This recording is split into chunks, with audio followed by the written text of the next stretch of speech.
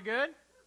Yeah, well, you don't sound good. I'll just tell you that right now, okay? So I think I know why. Our church is 2 months old, and some of you who've been here for a while, you already have your seat, right? Where you sit every single Sunday, and we completely messed your life up today, right? Like, we put church in the round, some of you walked in, you're like, what is going on right now? My seat is not available, or it's not even there, right? Like, there's no place to sit.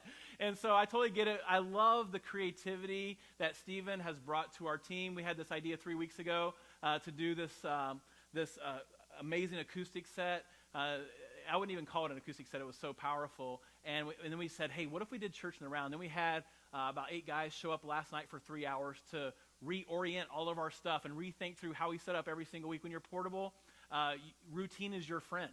And so you want to do the same thing over and over and over again to get really good at it. And these guys came in for 3 hours last night. They showed up at 6 o'clock again this morning to make sure everything was just phenomenal for us. Can we thank them as we get going today just for all the work? Awesome. Hey, my name is Justin. I'm one of the pastors here at Hope City. I'm so glad that you guys are here today. And as Brandon said, if you're a guest, we're just grateful that you be here with us. Fill out that connection card, get some coffee, get a coffee mug. We'd love to connect with you. We're not going to stalk you. We're not going to show up at your house. It's just an opportunity for us to connect with you and help you know how you can get connected here at Hope City. And that's our desire. As you came in today, you should have gotten a Christmas ornament that looks like this. If you didn't, we're going to have our greeters come, and they're going to give you an ornament and a pin either now or at the end of the service, actually at the end of the message. But you should have gotten one that looks like this. So when you see them coming down the aisle at the end of the message time today, do not be alarmed. They're supposed to be giving you a Christmas ornament. We're going to do something with those really special. We're not going to have a fight, this section against this section. We start throwing ornaments. I did think about that, though. I want you to know that. So, well, hey, we kicked off this series last week called Hope for the Holidays. And we're talking about this idea of hope. And one of the things that we said last week is that it's so easy at times to get caught up in the hype of Christmas that we miss out on the hope of Christmas. It's so easy at times to get so familiar with the Christmas story that we miss the impact of the Christmas story. And if you've been in church at all, if you've ever been close to a church around Christmas, you're probably familiar with the Christmas story. You probably have encountered this story of Mary and Joseph and Jesus and the wise men and the shepherds, and it becomes so familiar that it actually loses its impact. It actually loses the power that God has in store for us when it comes to this story. And so we said, hey, let's take the next few weeks and let's look at the Christmas story and ask God to give us fresh eyes to see it like we've never seen it before. And let's ask God to give us, ears to hear it like we've never heard before. And let's ask God to transform our hearts in a way that he never has before as we walk through the story. One of the things that I realized, this is sad, I'm even admit out loud, but I realized this like on Tuesday. We looked at Matthew last week, right? Matthew chapter 1, which is the account of the Christmas story. Today we're going to look at Luke chapter 1. And what I realized, actually Matthew chapter 2 last week, but Luke's account of the Christmas story that we'll look at today, it's like Luke sat down with Mary and he got her perspective. It was like he was interviewing her and writing about it as he went. Matthew, it's almost like he interviewed Joseph and got his perspective. And so if you go back and you read through those two accounts, they are different because they're a different person's account of it. If someone asks your wife how you met, if you're married, and if someone asks your husband how you met, your account would probably be similar but different. The emotions that you felt, the things that you thought through, the process that you went through on your wedding day, all of those things would be a little bit different. And so it's fascinating to go back and look at those two stories and see the differences between them. That today we're going to look at this idea of Mary finding hope in her circumstances. Last week we talked about the gift that everybody wanted, right? Many of you grew up having to have that one gift, and depending on your age, that gift varied. Some of you was an Atari. You just had to have an Atari. Some of you want an Atari right now because they're coming back, right? And so your hands go up there. Yeah, I see it. Some of you want an Atari now. Some of you wanted, Cabbage Patch doll. We had that one gift that we could not live without. And for me, I said last week, mine was a CD player. My freshman year of high school, I had to have a CD player. I ruined my relationship with my parents because I wanted that CD player so bad. But there was also another type of gift that you get every Christmas, and you probably still get these. It was the unwanted gift. Right? You had the gift that you really, really, really wanted, and then there was that gift that you are trying to convince yourself as you're unwrapping it that you like it, right? And so you're unwrapping it and the person's sitting there with anticipation to see your reaction. You're like, oh my gosh, this is amazing. I've never seen a neon stuffed goldfish before. Thank you so much. I don't know what I'm going to do with that, right? And you're just like looking at that. And so my grandmother was a very obscure gift giver. She was phenomenal when we were growing up as kids because my grandparents had more money than my parents, and so we would always count on my grandmother to come through, right? My parents would get, just like rinky-dink, presents. No offense, my mom's going to watch this later. She would get, and then we'd count on, we called her Nan, to come through with like an amazing gift because she had more resources. I don't know what happened the older that we got. I don't know if she lost creativity. I don't know if she lost interest. I don't know if just age kind of set in and she just kind of ran out of ideas. But she became a very interesting gift giver, and you would have to really gear up to pretend like you were excited to get the gift that she was giving. One year, she gave me a tin. It felt like it was a 5-gallon bucket size tin of popcorn. I was like 19-year-old in college. I'm thinking, what am I going to do with a 5-gallon bucket size tin of popcorn? I like popcorn, but not that much. I don't need a year's worth of popcorn. But it was okay because it was caramel popcorn, and it was cheese popcorn, it was regular popcorn, all divided into one, in the same thing. And I just think, what chemicals do they have to infuse in popcorn to make this good, for the next, 3 months? And so that was a gift. When Trish and I got married, she gave us baby cherubs, like naked. They were naked angels that were babies. And it was very weird and very disturbing. I still have nightmares about them. And so we open up like, oh, thank you, Nan. These are amazing. I can't think of all the places I'm going to put these in our house.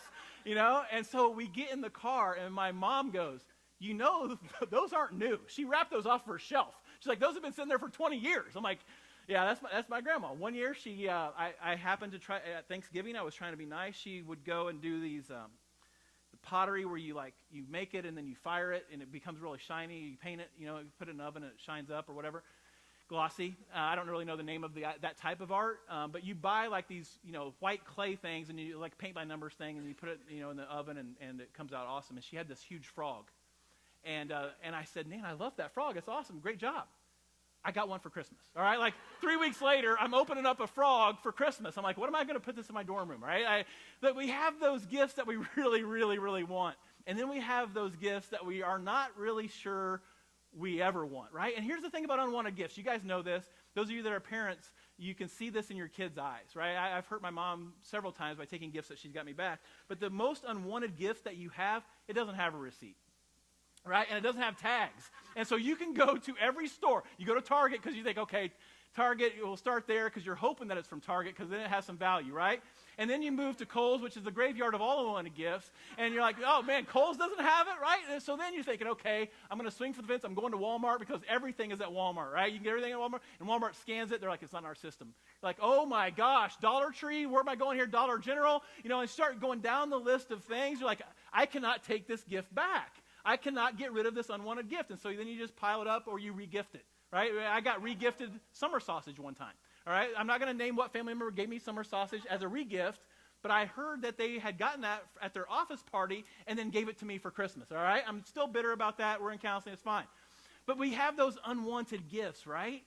Well, as we talked about last week, if Jesus is this desired gift that we feel like we've been given at Christmas time, it was completely the opposite for Mary and Joseph.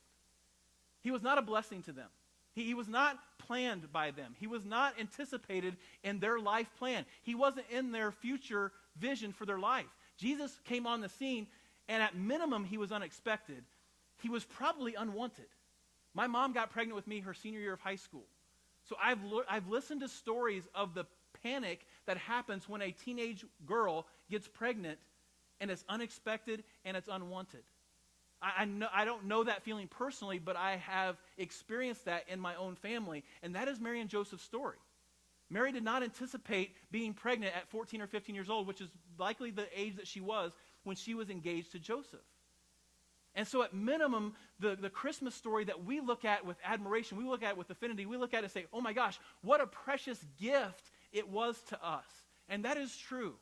But initially, it was not wanted. It was not desired. It was probably unwanted and definitely unexpected. And here's the deal, though. That's when hope springs up the most powerfully. In the unwanted and unexpected circumstances of your life, when you feel the most blindsided, when you feel the most despair, that's when God can move in and unveil and unleash hope in your life in a way that he never has before.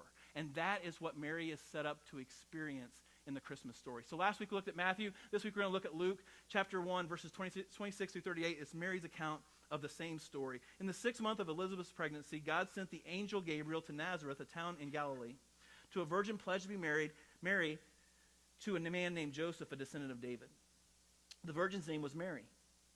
The angel went to her and said, "Greetings, you who are highly favored." I think it's interesting that that's how the angel addresses her. It's almost like he's like, hey, I've got some good news and I've got some bad news. The good news is you're highly favored by God.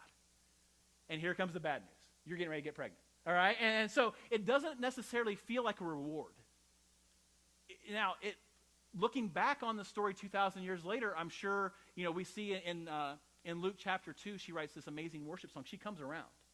But in this moment, she's highly favored by God, and she is getting ready to get one of the most unexpected circumstances of life thrust upon her, initiated to her. She did not choose it. It's getting imposed on her by God. And the reason that he is giving her this gift is because she's highly favored. Sometimes God doesn't give us things because he's mad at us. Sometimes he gives us things in our life that are unexpected or that bring us stress or uncertainty, not because he's mad at us, but because he trusts us.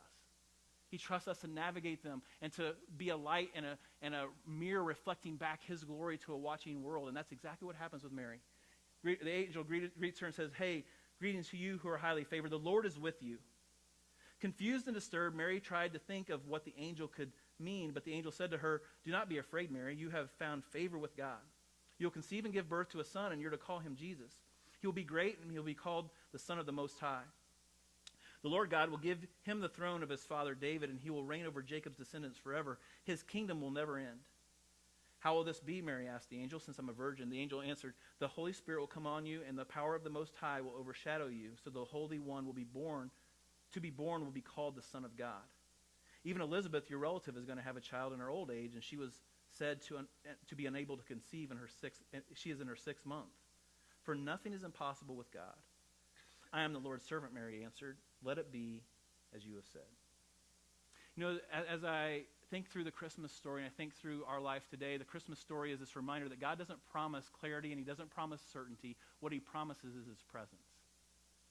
God promises his presence in the midst of our uncertain circumstances, in the midst of our unclear life plan. God says, hey, I'm not going to remove all the problems in your life. I'm not going to allow you to escape all the wounds that you're going to experience. I'm not going to spare you from the difficulties in your life. I'm going to promise you my presence in the midst of all of that. That is the greatest Christmas gift I'm going to give you. God says, hey, you're not going to be able to skate through this life. And the problem is, I wish it was the other way around. I wish the Christmas story was more about certainty. I wish the Christmas story was more about guarantees. I wish the Christmas story was God coming and saying, okay, I'm going to give you Jesus and everything's going to be okay. Everything's going to be fine. Everything's going to be good. Everything's going to be smooth sailing. You're going to have more power and more wisdom, and you're going to experience more blessings, and you're going to experience riches, and you're going to have this amazing, abundant life, and it's just all going to be guaranteed. You don't have to have any faith. It's going to be awesome. Everyone would sign up for that. Right? Everyone would stand in line to do that. And if I'm honest, that's what I want the Christmas story to be about. But God says, hey, I'm saying through the Christmas story, am I enough for you?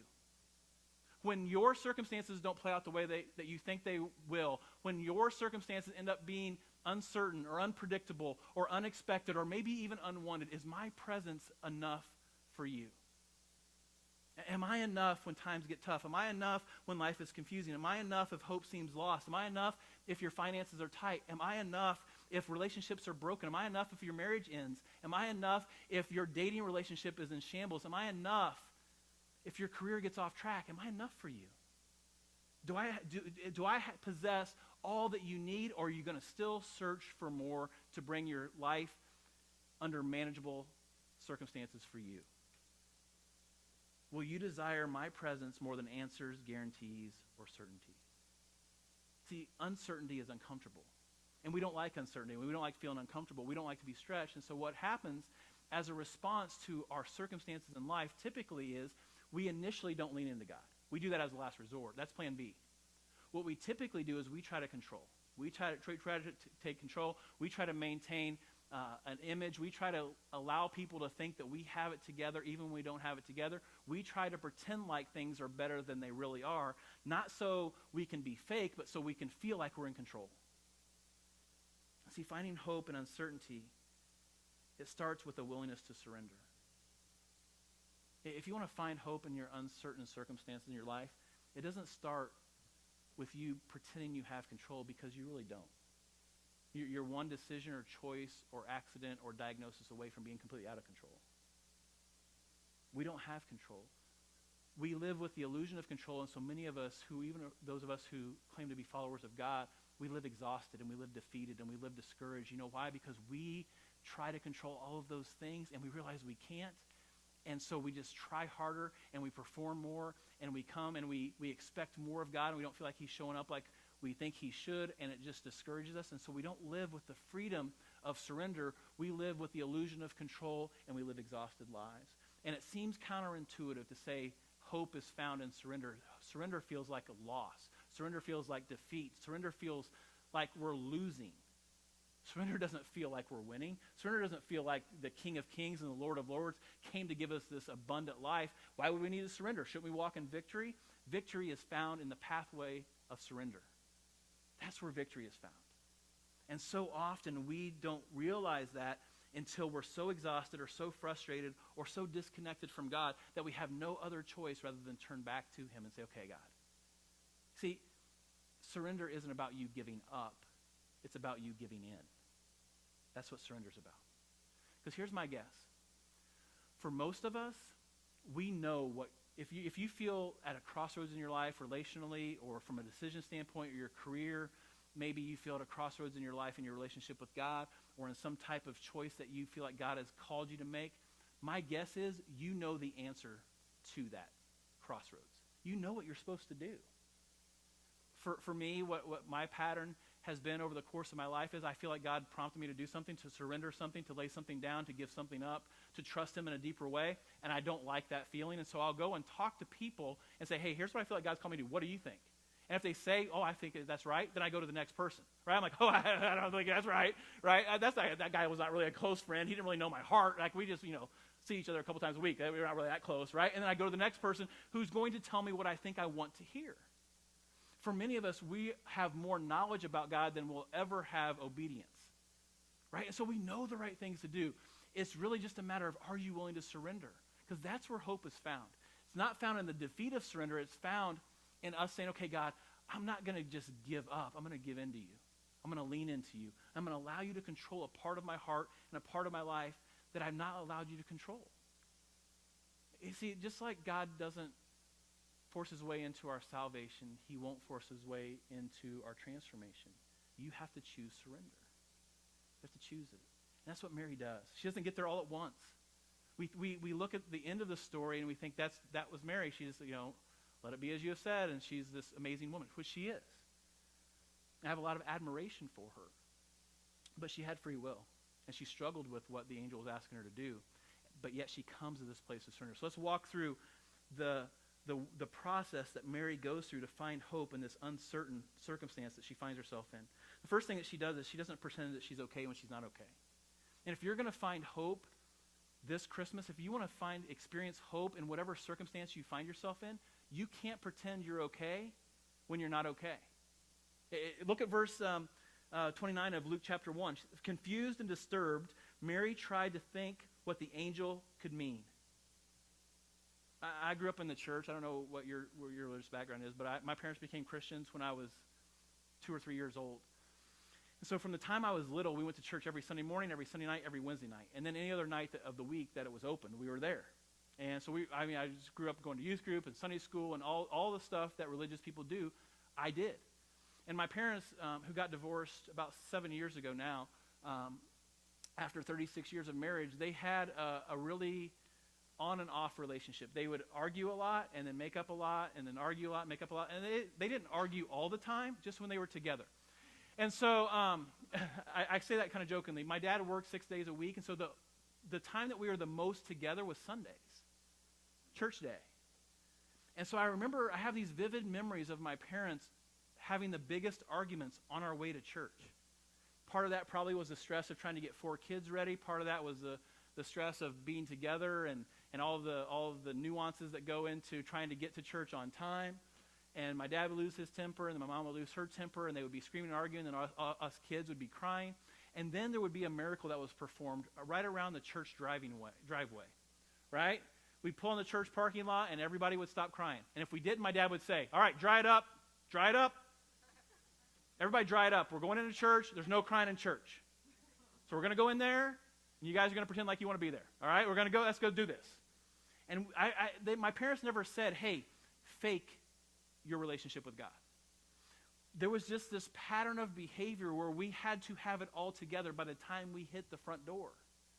And I don't know what your religious experience is, but that was my religious experience. I felt like church wasn't a place where you could be yourself. It was a place where you had to perform and act like you were better than you really were. And here, you know what the truth about me is? I crushed that. I became really, really good at acting like I had my life more together than what I really did. I became really good at faking my relationship with God. I became really good at excelling religiously and failing morally. I became really good at that and hiding it. And I love this phrase that Luke uses in this passage. He says, she was confused and disturbed. She wasn't joyful and thankful. The angel shows up, Gabriel. She's never seen the angel before, right? That's pretty cool. Hey, you're going to carry the Son of the Most High God. He's going to save the world from their sins. And she didn't go, oh, that is so awesome. I'm so grateful. It's like I'm on Oprah right now, and we're all getting free cars. It's unbelievable, right? No, she's like, what? Another translation of this passage says she was greatly troubled. Like she was not happy about this, but she didn't fake like she was. She didn't pretend it away. She didn't go, oh my gosh, that's such a blessing. Thank you so much for honoring me. I am highly favored. No, she's like, what in the world are you talking about? This is not happening. That was her initial reaction. And so often we don't experience transformation in the church. A lot of people are going to church. Very few people are changing. You know why? Because they're pretending like they don't have issues. They're pretending to be okay when they're not okay. Transformation only takes place in the context of honesty and authenticity. God can't heal the parts of our heart we pretend aren't broken. I had an amazing conversation with a guy who's been coming to Hope City. He's been here 3 times. And we're talking, I think it was out in the lobby, and he just said, you know what I love about this place? And I said, the teaching? He said, no, I don't love that. He said, what I love about this place is I feel like I can be myself. I feel like I don't have to put on a front when I walk in here. And it was just brought tears to my eyes because that was the reason we started this church. Even if it was just for that one person that said, okay, I don't have to pretend to be better than I really am. What if we created an environment, a community where people could come in broken, and they could come in wounded, and they come in with their doubts and their questions, and we weren't intimidated by that, and we didn't dismiss that. We actually allowed that to be fuel for God to bring transformation to our life, because all of us experience brokenness, all of us experience wounds, and pretending them away will never bring healing or clarity to them. It's acknowledging them and saying, okay, God, we're not going to be better. We're not going to pretend to be okay when we're not okay. I wrote this thought down this morning. I don't even know if it's a full thought, but I just wrote this down. Our willingness to admit we're not okay will determine our potential of becoming okay.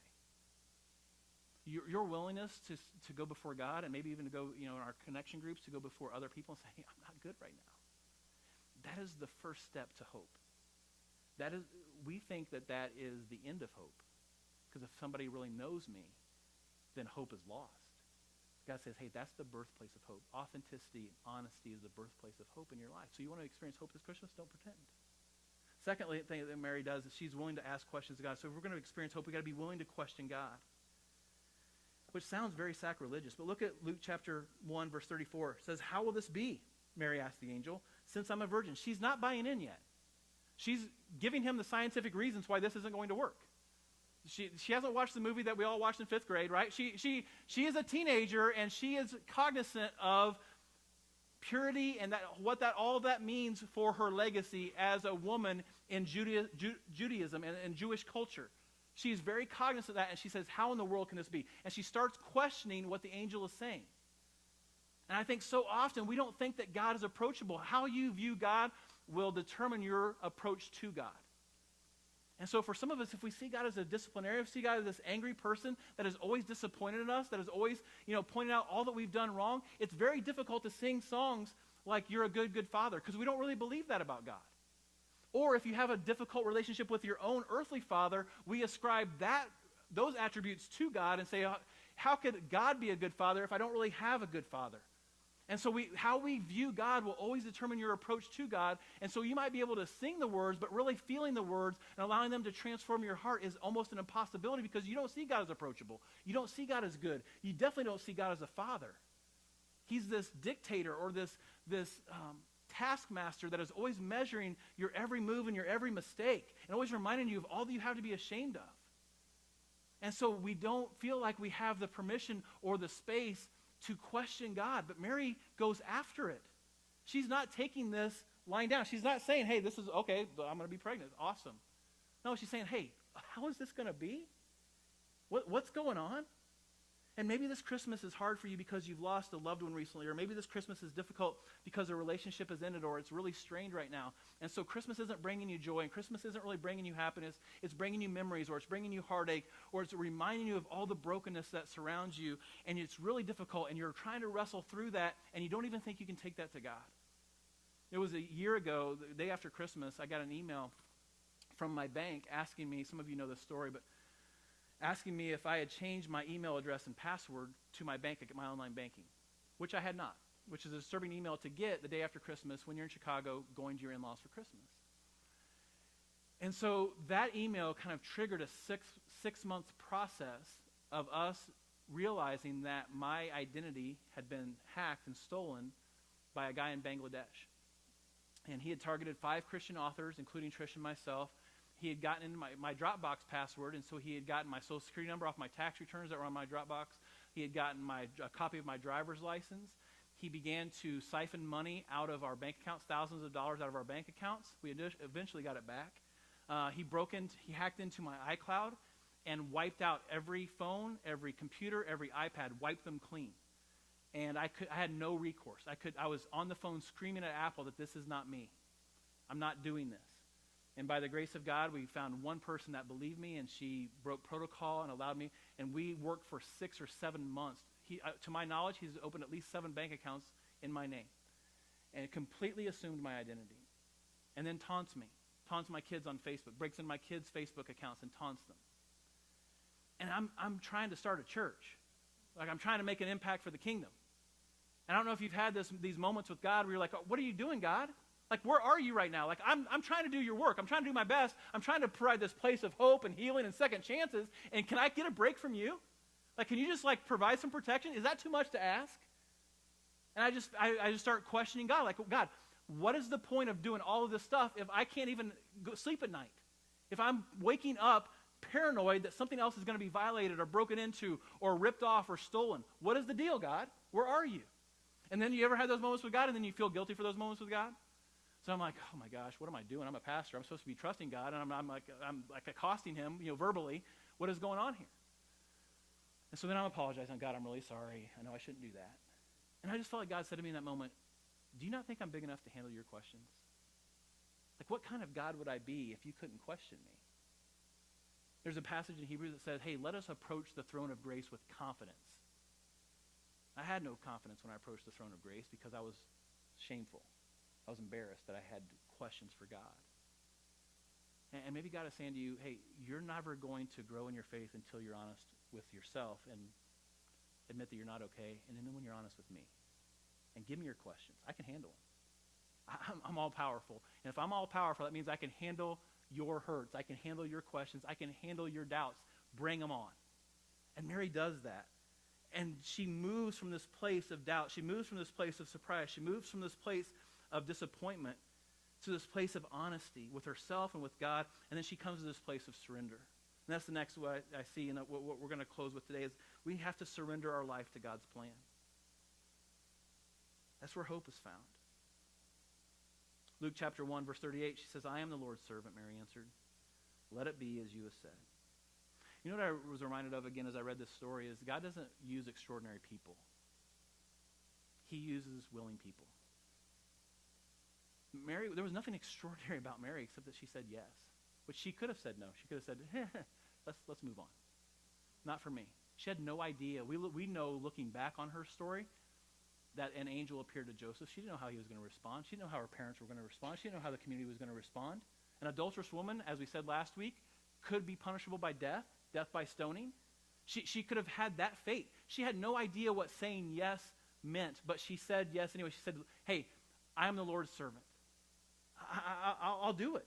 This 14 or 15-year-old girl who had just had this incredible news given to her, and all of heaven is waiting. Mary, will you participate? And she says, sign me up. I'll do it. I'll do God's bidding. I'll be used however you long to use me, God.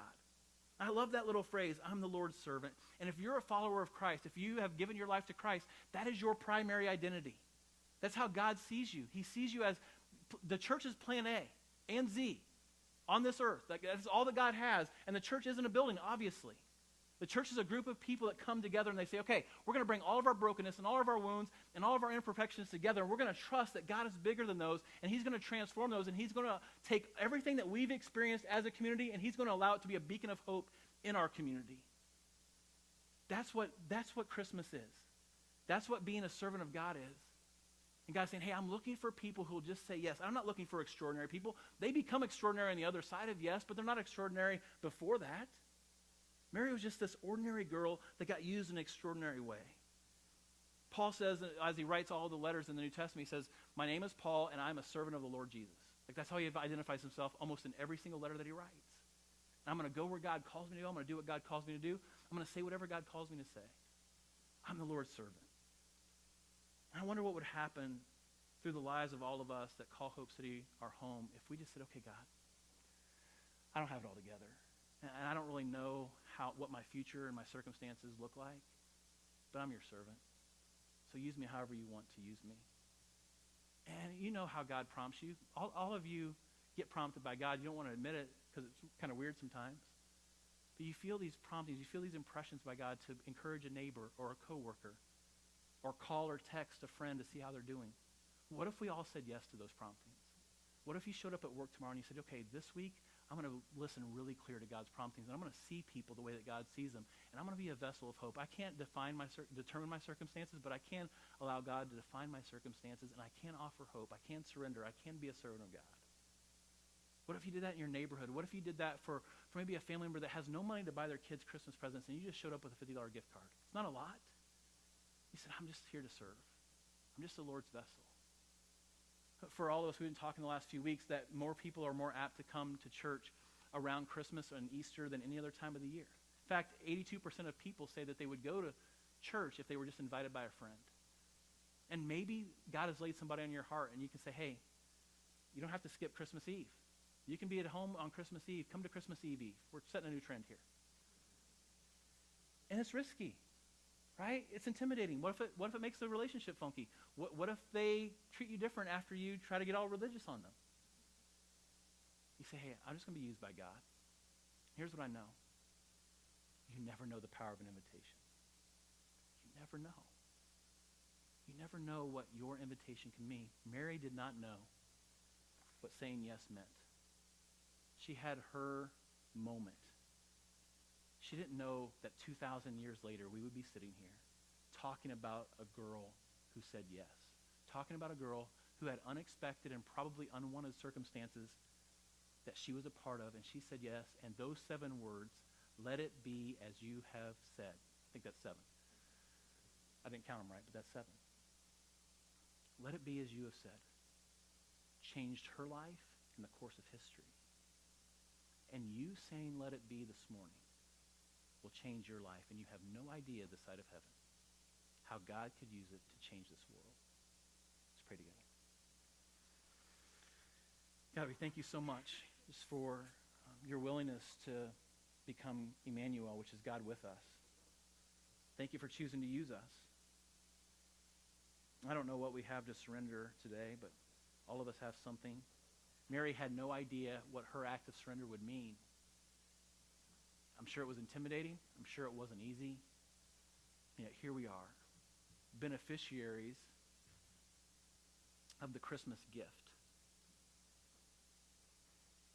So thank you, God, for blowing our minds and how you use ordinary people for extraordinary things. May we surrender to you this morning.